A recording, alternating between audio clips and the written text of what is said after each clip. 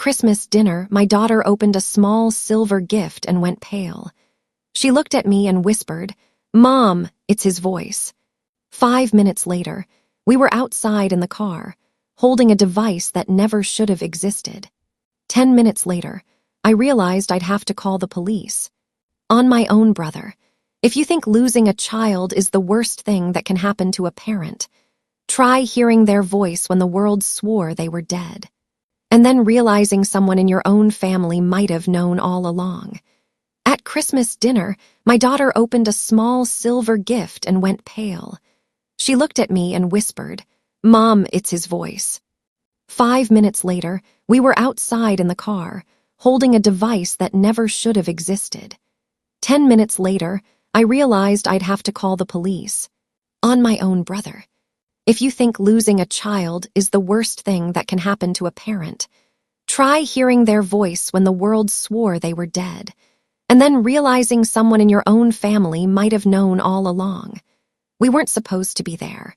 Callum and I had promised each other we wouldn't set foot in that house again. Not after everything. Not after the silences, the stares, the way they acted like grief was an inconvenience. But Alara asked.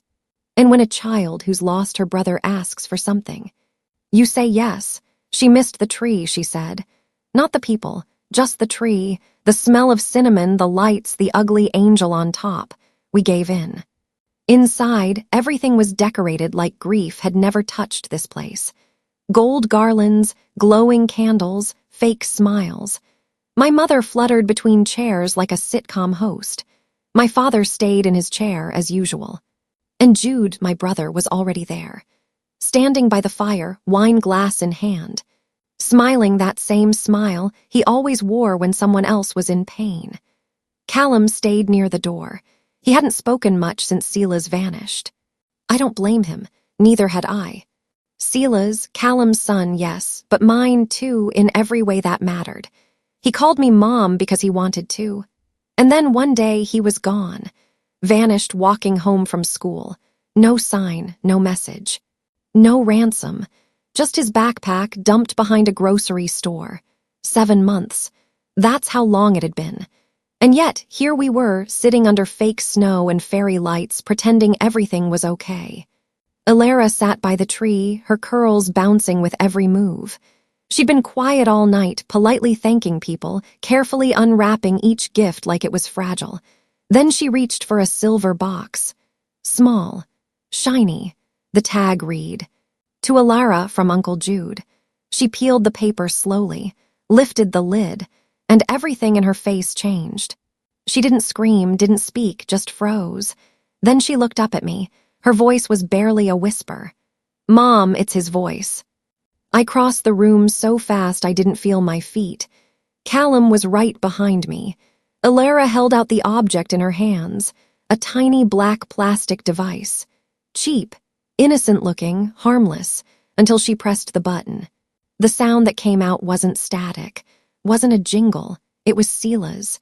"If I ever go somewhere, I'll leave you a code. You'll know it's me, because of the hummingbird." Callum froze. I stopped breathing. That sentence, that code. Only Alara knew it. It was their secret. No one else, not even us, had heard it before. And yet, here it was, on a voice recorder wrapped in silver paper, from my brother. I looked across the room. Jude was watching us, smiling, not surprised, not concerned, just amused. I took the device from Alara's hands, felt it burn like ice. "Let's go," I said quietly. Callum didn't ask where, he just opened the door. Alara followed without a word, and we left. Not just the party, but the version of reality we'd been told to accept. The drive home was quiet, not heavy, not loud, just focused. Callum was gripping the wheel like he was holding himself together. Alara was in the back seat, knees pulled to her chest, still shaking. And I held the device in my lap like it might detonate. It didn't look like much, cheap plastic. One button, but it had just shattered everything we thought we knew, and it still hadn't stopped humming, faintly, almost like it was breathing. When we got home, we didn't take off our coats, didn't unpack, didn't even speak. Callum brought out the old work laptop. The one we swore we'd never use again. The one we kept hidden even from ourselves. I connected the device. The screen flickered. For a moment, nothing. Then a folder popped up. Untitled. Hidden deep. Encrypted in a format that hadn't been used publicly in years. My format. Callum looked at me. "You built this encryption," he said. "I did," I whispered. "But it was classified. I destroyed every physical key when I left." Apparently, someone kept a copy. We opened the folder. One file, corrupted at first glance, but inside it a simple string of text, S13 awake. Begin extraction protocol. Callum sat back. "What does that mean?" I stared at the screen. S13 was Silas's old codename in our secure database, back when I designed safety tags for underage protection units. Only 10 people had access to it. I was one. The other 9 worked for a program that no longer officially existed. Then the next part flashed, location confirmed, Montana sector, 12, 886N44, 190W.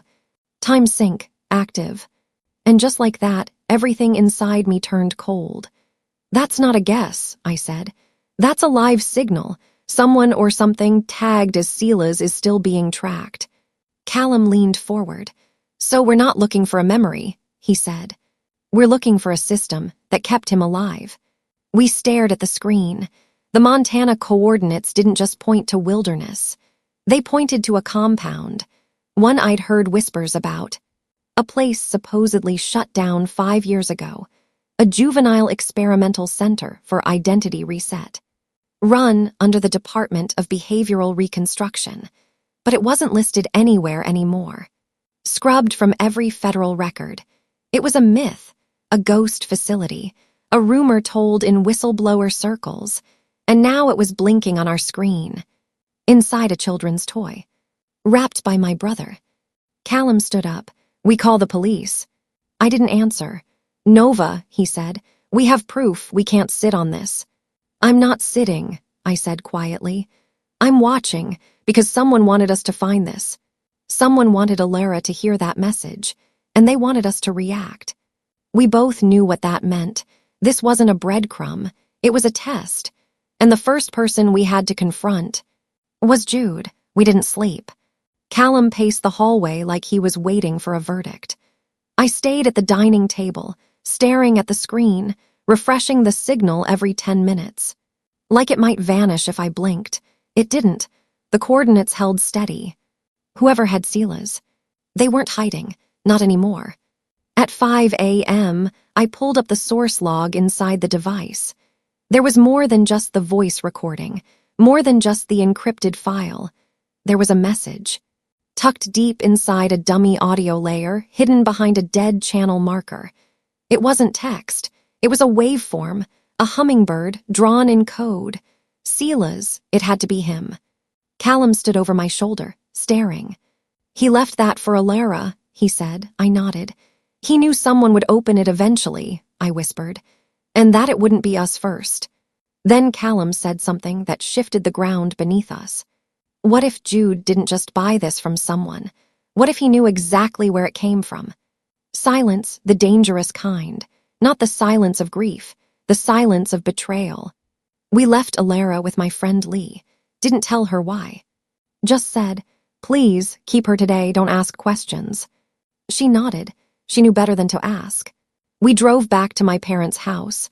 Same lights, same wreath, but the snow looked heavier now. The kind that buries. Jude answered the door like he'd been expecting us. Coffee in hand, barefoot, relaxed, like nothing had happened. He didn't even wait for us to speak. "So, you listened to it." Not a question, a confirmation. Callum stepped forward. "You wrapped that box for my daughter with my son's voice inside. And you didn't think we'd come knocking." Jude raised an eyebrow. "You're welcome." That's when I lost it.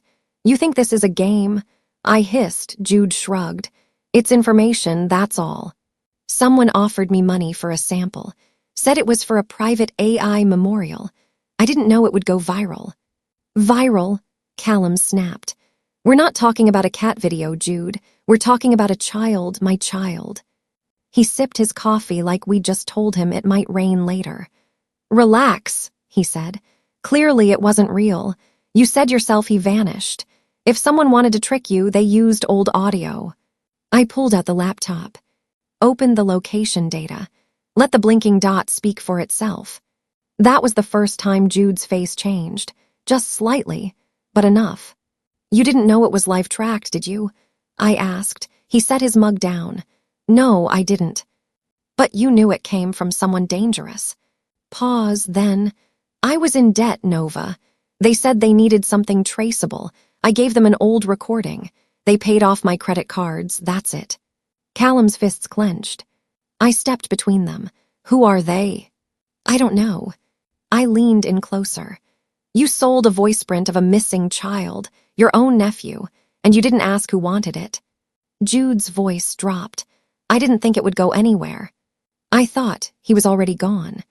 That sentence, the way he said it, like he'd buried Sela's already. And we were the ones too stupid to follow. I reached into my coat, pulled out the device, laid it on the table between us. Then I said, he's not gone, and when I find him, you won't be the first person I forgive.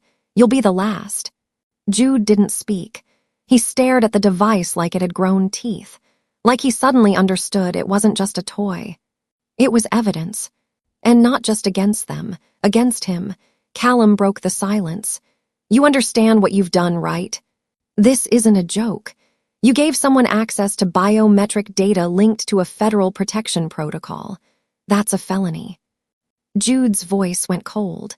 You think I don't know that now? But you didn't care then, I said, because you thought he was already gone. He looked up. He is gone, Nova. I leaned forward. No more space, no more pretense. No. He's not. I have a live signal, a behavioral tag, a custom frequency signature, all built into something you wrapped and gave to my daughter. So unless you want to explain all that to a federal investigator, you better start talking. He cracked, slowly, like a dam that didn't want to break but had no choice.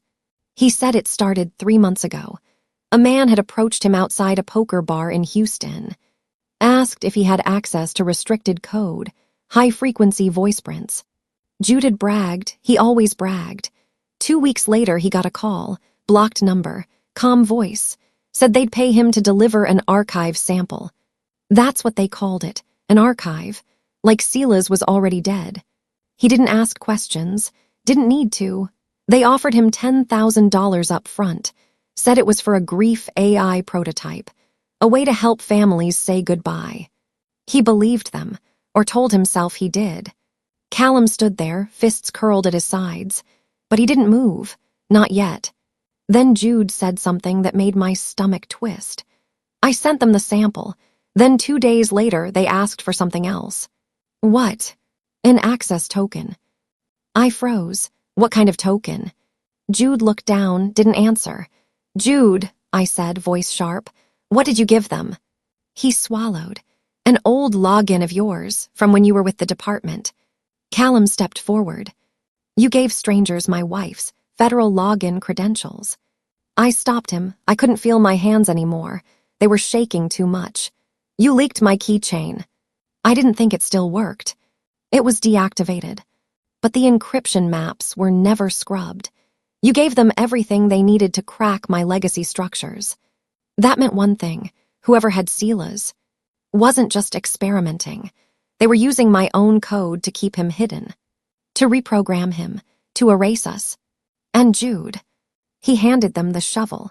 I turned away, said nothing, grabbed the device off the table. Callum followed me out. He didn't look back. Neither did I. We got in the car. He started the engine. I looked straight ahead and said, we're not just dealing with a missing child anymore. We're dealing with a system. Callum nodded, and we just found the back door. We didn't go home. We went straight to the station. Not the local precinct. They wouldn't have known what to do with encrypted voice data embedded in a child's toy. No, we drove to the federal field office, the same one that told us 7 months ago to be patient, when Sela's disappeared without a trace. This time, we didn't come in with empty hands. We came in with proof. They sat us in a cold room with old coffee rings on the table, asked us to explain everything from the beginning. So we did. The box, the voice, the hidden chip, the waveform hummingbird, the coordinates in Montana, and finally Jude. They didn't interrupt, just listened, took notes, then disappeared for nearly an hour. When the agent returned, he said one sentence that changed everything. "You were right to come here. This isn't isolated." They'd been tracking similar voice extractions across the country, disguised as therapy programs, neurotech retreats, sensory recovery projects. But really, behavioral resets, digital identity wipes, and in rare cases, full neural re-imaging of children under 17. In plain English, they were teaching kids to forget who they were and programming them to be someone new. Silas wasn't just missing. He was inside a system, one built with my code, one I'd buried, deleted, and locked away years ago. One Jude had reopened with a login string I'd trusted him not to touch. The agents told us the compound still existed. Rural Montana, privately owned, technically legal because the parents who signed custody agreements had either been paid off or didn't ask questions. We hadn't signed anything because Silas had been taken. No signature, no permission, just gone. The FBI authorized a soft extraction protocol. Not a raid, too risky, just a compliance check. We'd be allowed to observe. If the child inside was identified as Silas, we'd begin proceedings immediately. Callum didn't speak during the flight. Neither did I. We just held hands, like we were bracing for impact. Because even if we found him, we had no idea who he'd be now. The compound was quiet, too quiet, clean fences, white buildings, artificial peace. We were led through 3 checkpoints. No windows, everything sterile. Then, a room with a one-way mirror.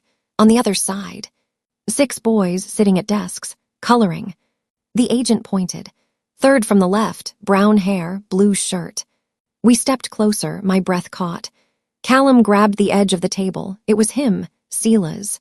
Thinner, paler, hair longer. But it was him. He didn't look scared. He looked calm, too calm, detached, like the world around him was white noise. Then a woman entered the room, handed out pencils, paper. Silas looked at his blank page and began to draw. A bird, tiny, delicate, wings flared, and on its head a spiral, the hummingbird. He was still in there. I pressed both hands against the glass. I didn't care about protocol, or forms, or slow-moving systems. I whispered. "We found him." Callum whispered back. "Now we have to bring him home." We weren't allowed to speak to him right away. First came paperwork, clearance checks, psychological evaluations. They said the process would take time. That even if Silas was physically healthy, the damage done to his identity might be irreversible. I nodded. But inside, something coiled tight. I didn't come this far to be told maybe. I came for my son. After 48 hours, we were granted supervised contact. They escorted us into a plain room with a gray rug, 2 chairs, and a box of markers, like it was supposed to be safe. Callum held my hand so tight I thought his knuckles would split. We waited.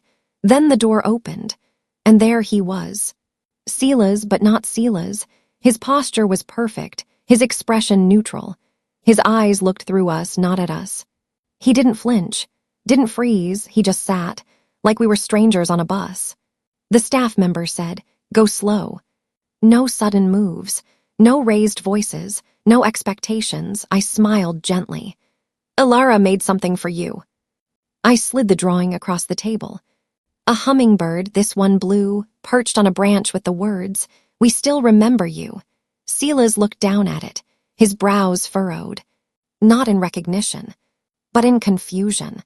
He traced the bird's wing with one finger, then looked up at me and said, "Who are you?"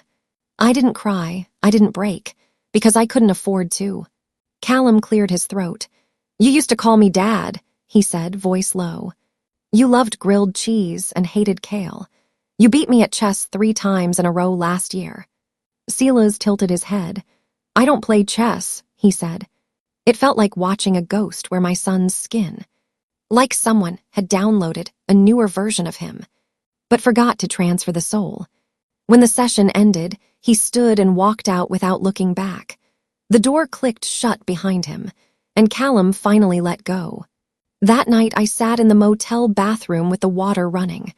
Alara slept in the next room, curled in a pile of blankets.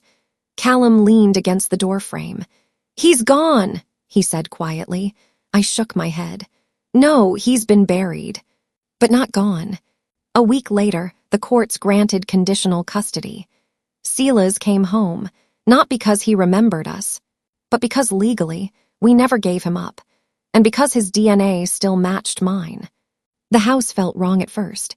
Too loud, too full of reminders. Silas didn't speak much. He flinched when doors closed too hard, slept with the light on. He asked if he could call me ma'am. I said, you can call me whatever makes you feel safe. He nodded. Didn't call me anything. Alara stuck to him like glue, never forced him to remember, just sat near.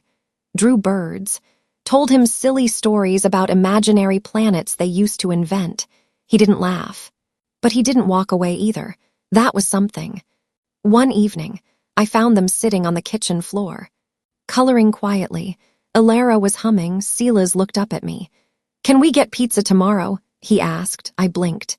It was the first full sentence he'd spoken since we brought him back. I smiled. Yeah, whatever kind you want. He nodded once, and I felt it, the tiniest crack in the wall. Jude was arrested 2 weeks later.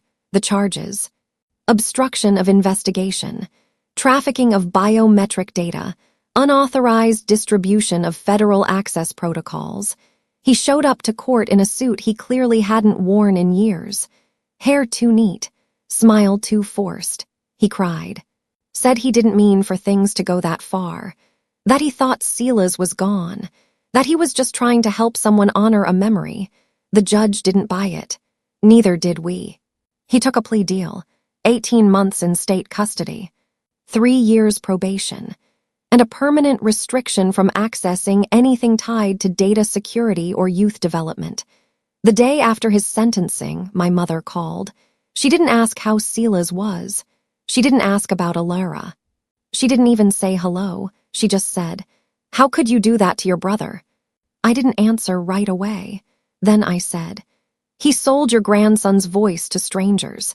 He gave away the last thing we had left of him." And he smiled while doing it. There was silence on the line. Then she said the one thing I knew was coming. "Silas isn't even really yours. You're not his mother."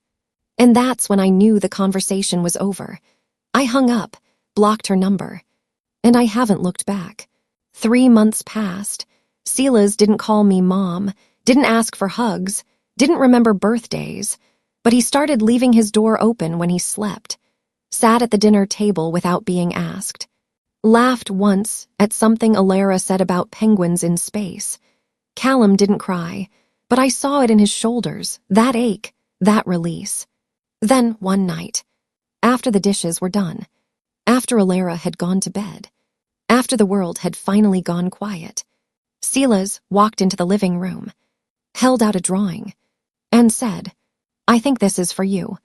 It was a hummingbird, blue this time, flying, not perched. I looked at him. His face was still guarded, but his eyes held something familiar.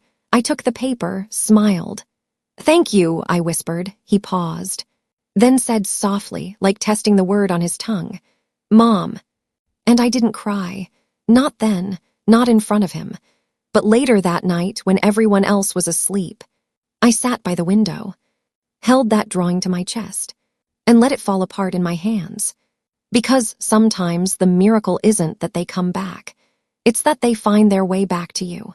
We lost him, and we got him back. But what lives between those 2 moments? The silence, the betrayal, the war no one sees. That's what we carry forever. Still, some things don't stay broken. Some things remember how to come home.